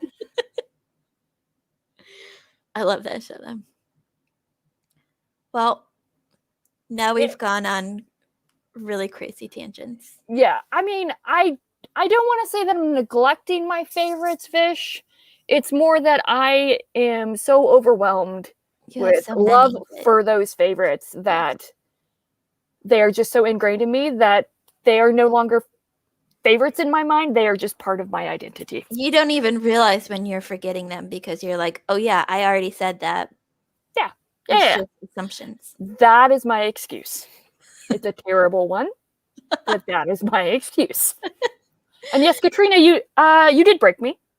More than I broke myself. So I'm gonna go have a breakdown now. Are we considering the year in the life as season 7? That was so because bad. That was garbage. That was so bad. Garbage. I wish I could have that time back. Sorry, and I think erase I just that hit from my memory. Yeah, I think I hit puberty, by the way. So even my husband we binge watched Gilmore Girls. Yeah. Because we decided on a show and we're like, we're gonna watch the entire series. And I somehow was able to get him to watch Gilmore Girls, and he's like, oh, I like the show, it's great. And then we watched The Year in the Life. He's like, what is this shit? Sorry, poop. Dookie. Duty. Said everything at this point, so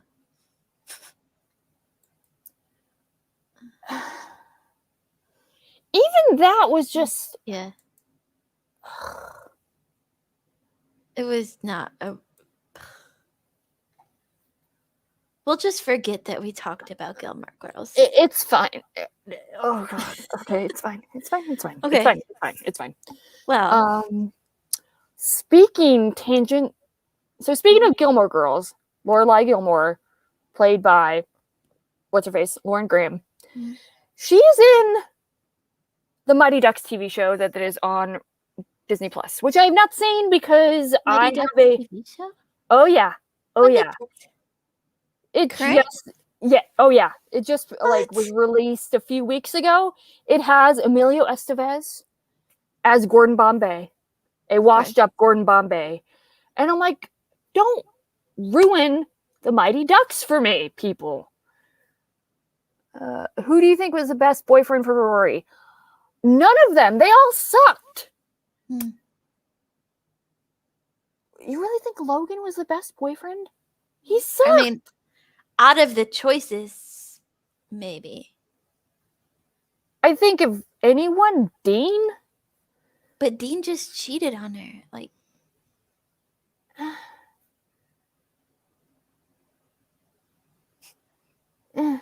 so clearly Vish does not like Dean at all. It's like a trifecta from hell. Like, how do you choose one? Like, they all. Yeah. Dean was fine, but too boring. Touche. I will take that. That's accurate. Pooh Dean. No one likes Dean. Dean's much better in Supernatural than he was in Gilmore Girls. I have yet to watch that show, and there's like 27 seasons of it. Yeah, I haven't watched them all. I've watched, I don't even know up to when, but it got too many and I lost track.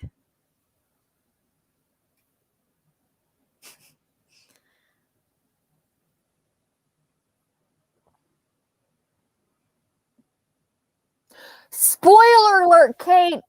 Spoiler alert. What? I'll message you later who I think the father is. I think it's Chewbacca.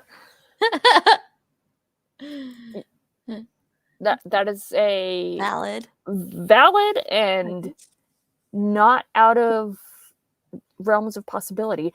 Ooh, speaking of Chewbacca, so here's another thing that we can debate. Best Star Wars movie. Bye, Katrina. Hi, Katrina. You're my favorite daughter. I've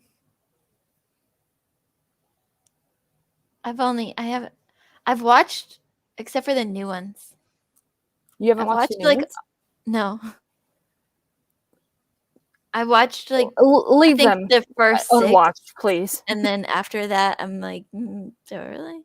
I can't think of it. Like, I liked the originals, the first three, the best. Like episode 1, 2, 3, or 6, episode 7, 5, 6, 7? No. 4, 5, 6? 4, 5, 6. Yes. The first ones that came out. So because they went 4, 5, 6, and then they went back 1, 2, 3, right? Yeah. Yeah. I have unpopular opinions where my favorite Star Wars movie is The Revenge of the Sith, episode 3. Okay. So Revenge of the Sith was one of the first movies that my husband and I watched when we started dating. And I think when I told him that Revenge of the Sith was my favorite, was my favorite Star Wars movie, in hindsight, I think he was probably really disappointed and was really good at holding it in and like shielding me from that pain. I think Kate, my husband, would agree with you. Except for The Last Jedi. Sorry, I blocked The Last Jedi out of my memory. Because it's part of the sequel trilogy and it's garbage. It makes the prequel trilogy look awesome. I just miss like Harrison Ford and gang. That's all. Oh, nice! You watched all Star Wars for the first time this year. How did you? I mean, The Force Awakens by itself, like when it came out without any of the other movies, I thought it was good. I was like, it was a solid movie. Mm-hmm. But in the whole picture of the sequel trilogy, I'm like, oh, I want to forget that the sequel trilogy exists.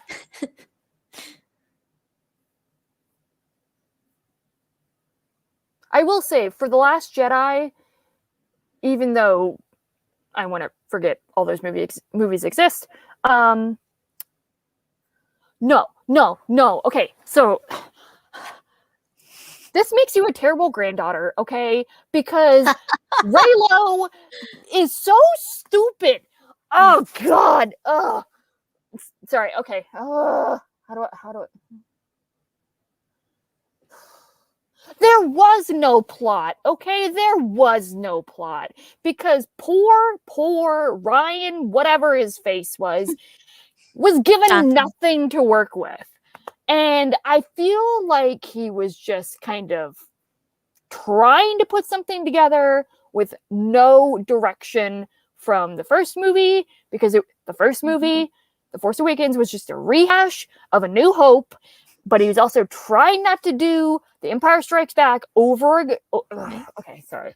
I did enjoy The Mandalorian. I really did. Yeah, I did enjoy The Mandalorian. I liked the kind of Western episodic type nature of it.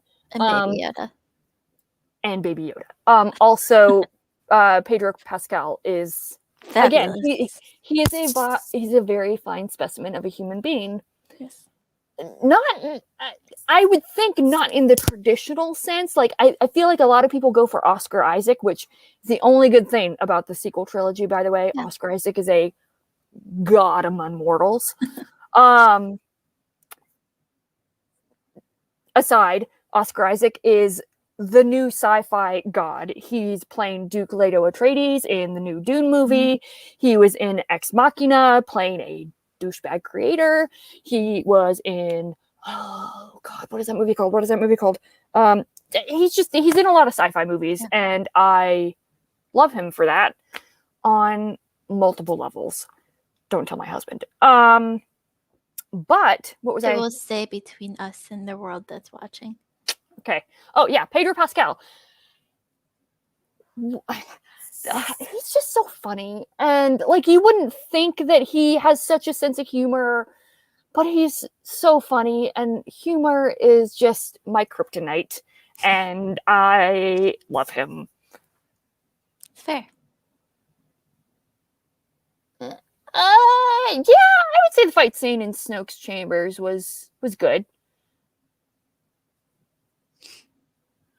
I too am very, very excited for the Obi-Wan Kenobi show because Ewan McGregor, I feel like he really appreciates Star Wars for what it has brought to like pop culture, and he actually wants to. I don't know. I don't know what. I guess revive it, but like he respects it. So I obviously it's also not just like specimen. What? Another fine specimen. Oh yes. I thought you said fine Scotsman. I was like, he is Scottish, so I totally forgot about that. I mean, I'm all for all the Scots, so that's why I thought you said a fine Scotsman. I was like, oh yeah, I forgot he was Scottish. Yes. We have established Ewan McGregor is also a fine specimen and a Scotsman. Listen, I'm trying not to objectify anybody, so that's why I just say fine specimen. He's everything. Also Lumiere. Can I get on that soapbox? Sure, why not? All right, so Beauty and the Beast is my absolute favorite fairy tale of all time. I first came across it with, I feel like everybody else my age, Disney's Beauty and the Beast animated film. Still one of my favorite, actually my favorite Disney film of all time. Loved everything about it. I finally read the original Beauty and the Beast by Gabrielle Suzanne Barbara Duvilleneuve, or however you say her name. I'm not French, but I read that in early college. I still have not read the Le Prince de Beaumont one, but I have it. Yay, Kate! It's mine too. I will answer your question about Moulin Rouge. Yes, I have seen it, but I will go into probably another tangent about that in a second. But back to Beauty and the Beast. Rating sprints ever. Yeah, right. if you need me to stop and shut up and you need to go to bed, No. like I'll just leave you on and go. I'm hyped up on caffeine, baby, and we're good. But yeah, so Beauty and the Beast. I everyone's like, oh, Beauty and the Beast is about Stockholm syndrome. Sure, yeah, if you want to look at it like that. But for me, Beauty and the Beast is more? like a beautiful story about seeing people not for what they look like, but for who they are. Yeah. And I think that's just a beautiful, beautiful message. Absolutely. So when the live action Disney remake of Beauty and the Beast came out with Emma Watson, as soon as they announced Emma Watson, I'm sure she's a wonderful person. I really respect her for her value of academics and education, and specifically literature. But she sucks as an actress, and she ruined Beauty and the Beast for me. I went to the movie theater so excited to see this movie, despite knowing Emma Watson's in it. I was like, okay, it'll be fine. It'll be fine. It'll be fine.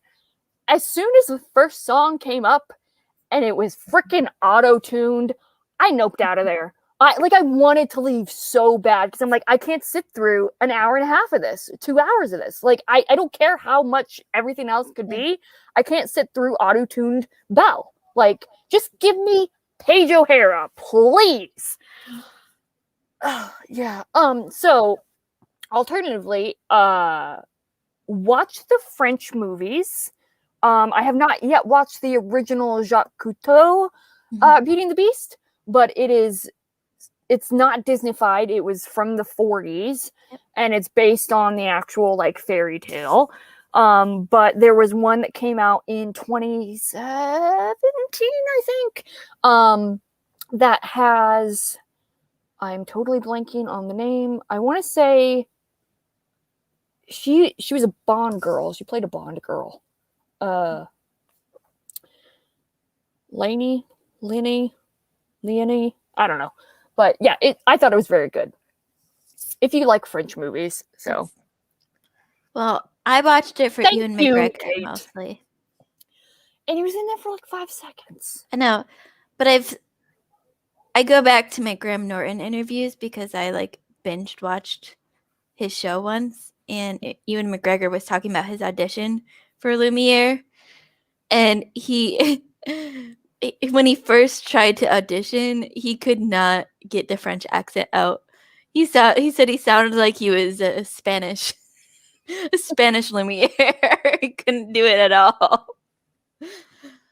I think I've seen that video that you're talking about, Dry, the Lindsay Ellis one. I think I've seen it. I might be thinking of something else. I think I'm gonna go rewatch it though. Speaking of YouTuber commentator videos, if you have seen The Vampire Diaries, or you haven't seen it but don't want to watch it, watch Jenny Nicholson's 2.5 hour long video going over the entire Vampire Diaries series. It's incredible. And thank you, Kate. You also, this is why you're one of the best grandchildren other than the other Kate. So.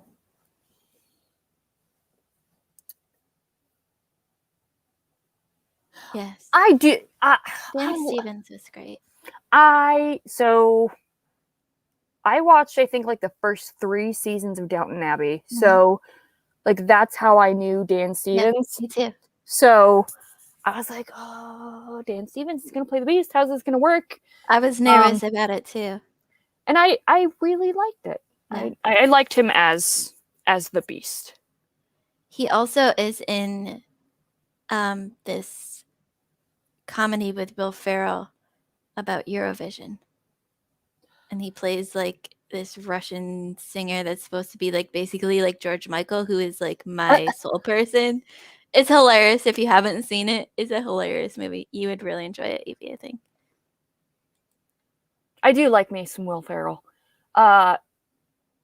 Unpopular opinion, Anchorman 2 was actually pretty good. It was on par of Anchorman. I agree.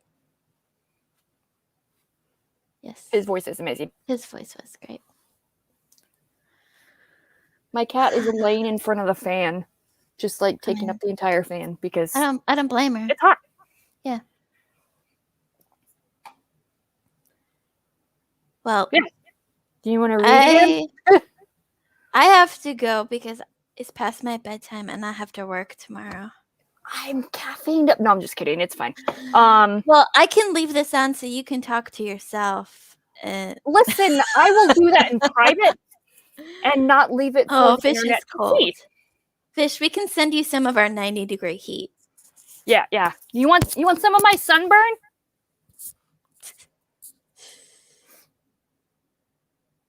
All right. Anchorman 2 was great, but the whole point was that it was supposed to be too ridiculous. That's the whole point of the movies. We can talk about this in Discord. So, Well, Vish, you enjoy your winter. all right. So we got like a grand total of like 30 minutes of reading in the past 3 hours. It's cool. a good ratio. Good ratio. No one complained, so no one said we want more reading. It's true. We would have given it to them if they said it, but we were here for the reading. That's the other channel. Not for this one.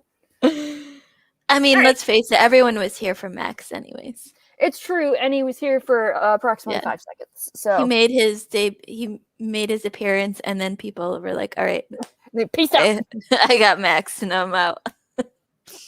Well, thank you for joining, Evie. Thank you for having me. Enjoy your caffeinated night. Oh, it's gonna be great. Thank you all for joining us tonight. Tomorrow. But yes, thank you. And for sticking with all of our crazy tangents. Thank you for enabling our crazy tangents. Yes, come earlier. I'm gonna have a bunch of reading sprints in June. Going along with the readathon on Shelf Space, so we'll have lots more fun reading sprints. I think the other grandchild, the other Kate, and I are going to be doing a reading sprint at some point this week. We haven't narrowed down what day. Excellent. I'm getting my second COVID vaccine on Thursday, so I might be down for the count. Good luck with that.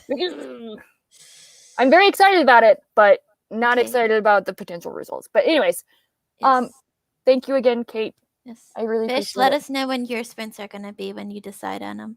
Yes. And if they're 6 o'clock in the morning Eastern time, just let me know ahead of time and I will set my alarm early. Thank you all so much. You guys have a great night. Vish, you have a great day, morning. Enjoy the future, Vish. And we'll see you all soon. Bye. Bye.